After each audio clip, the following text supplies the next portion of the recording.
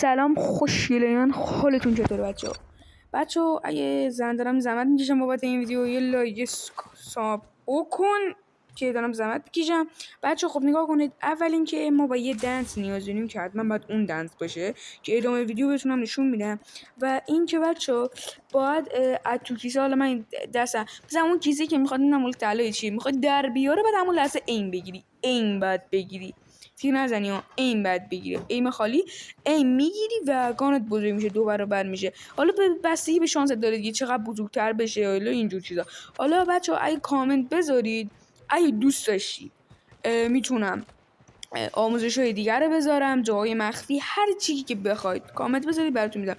اتچمنتم که براتون نگم باز هم میذارم، اتچمنت های خودم و لایک و سابم فراموش نشه. تو خوشگل منی بند تو